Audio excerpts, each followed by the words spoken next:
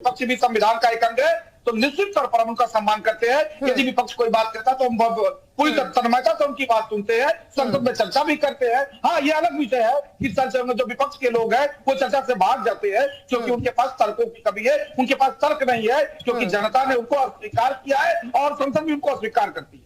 विवेक जी, देखिए, कहीं ना कहीं जब मोदी जी को यह कहना पड़ गया कि मुस्लिम समाज के प्रति भाषण न दे, तो कहीं ना कहीं भाजपा ने यह स्वीकार तो कर लिया कि भाजपा मुस्लिम विरोधी मानसिकता से चलती है, भाजपा मुस्लिम विरोधी कार्यों में संलिप्त थी। और जिस तरीके से भारतीय जनता पार्टी संविधान में विश्वास रखती है और देश के 134 करोड़, देश के 130 करोड़ की जनता वो इस देश का हिस्सा है, अंग है।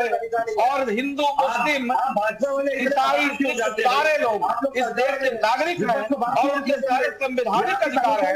जो अधिकार हिंदू का है वो अधिकार मुस्लिम का है और ये देश सबका है। अगर आप अपने बच्चों को पैसे का पाठ नहीं सिखाएंगे तो पैसा कमाने के बाद में हो सकता है वो आपको ही बेच दें। सावधान, फ्रीडम ऐप को डाउनलोड करें, बच्चों को पैसे का पाठ कैसे पढ़ाना है सीखिए।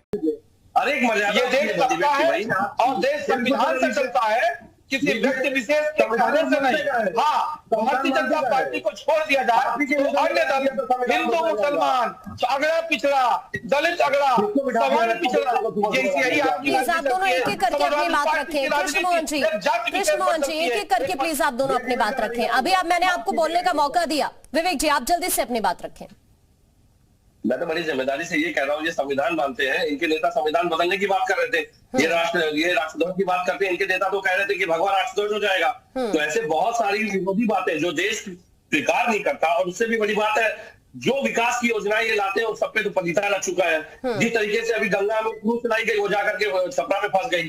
तो मुझे लगता है कि अंतरराष्ट्रीय पटल तक इन्होंने केवल वाहवाही की जगह थूथू करवाई है, भारत की छवि खराब की है। और उससे बड़ी बात है कि भाजपा काम करना सीख ले पहले कि विकास के कार्य को जमीनी स्तर पर संपादित कैसे किया जाता है। केवल अपनी कागजी वाहवाही से विकास नहीं दिखाई देता, विकास के लिए जमीन पे उतरना पड़ता है, जमीन पे उतर के काम करना पड़ता है। ठीक है, ठीक है। कृष्णमोहन जी, जल्दी से आपका छोटा सा रिएक्शन, उसके बाद अगले मेहमानों का रुकेंगे। हमें थोड़ा समझ लीजिएगा, हमारे मित्र कह रहे हैं कि भारतीय जनता पार्टी को विकास सीखना होगा। हाँ, उत्तर प्रदेश ने आपका विकास देखा है, 750 दंगों का यदि विकास है तो विकास था आपका। उत्तर प्रदेश में हर एक जिले में एक अपराधी, जिला अपराधी। विवेक जी प्लीज एक एक करके आप दोनों अपनी बात रखें। विवेक जी, मैं अभी वापस आपके पास लौट रही हूँ। कृष्ण जी, जल्दी से रखिए आप अपनी बात जी।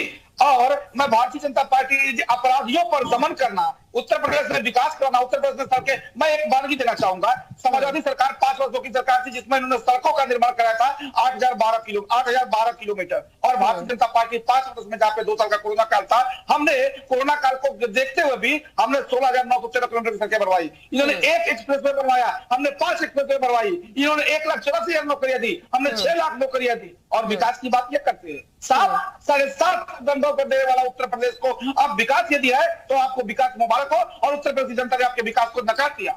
यदि आप हर एक जिले में अपराधी, एक जिला अपराधी के नाम से जाना जाता था, सर्वाधिक अपराधी गुंडे, मवाली, और इस देश में चिन्हित जो अपराधी थे उनको संसद में ठीक है, विवेक जी, लेकिन ये भी तो सच्चाई है ना, ये भी तो सच्चाई है ना कि इस बार जो विधानसभा चुनाव के नतीजे भी आए वो आपके पक्ष में नहीं रहे। कहीं ना कहीं जनता ने भरोसा तो जताया ना भारतीय जनता पार्टी पर, जो कार्य कर रही है विकास को लेकर या फिर प्रदेश की छवि को लेकर, उस पर भी तो भरोसा जताया ना प्रदेश की जनता ने।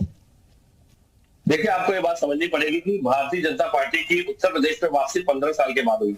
तो ये भी तो आप मानती है कि 15 साल तक इनके ऊपर विश्वास नहीं रहा जनता को। हाँ, ये बात सही है कि हमारी कुछ कमियों की वजह से हम सत्ता से बाहर हुए। लेकिन ये बात भी सही है कि एक सीट की वजह से इनकी सरकार सदन में गिर गई थी। तो मुझे लगता है केवल चुनाव जीतना अगर पैरामीटर होता तो ये लगातार सत्ता में काबिज रहती या कांग्रेस सत्ता में काबिज नहीं होती। लेकिन सबसे बड़ी बात आपको समझनी पड़ेगी, जनता आपको मौका देती है, अवसर देती है। इन्होंने क्या किया, इन्होंने जो युवा बेरोजगारों को अपने कार्यालय तक पे पिटवा दिया। लखनऊ के भाजपा कार्यालय पे तो युवा बेरोजगार तक नौकरी मांगने गए, उनको पिटवा के इको गार्डन पिटवा दिया गया।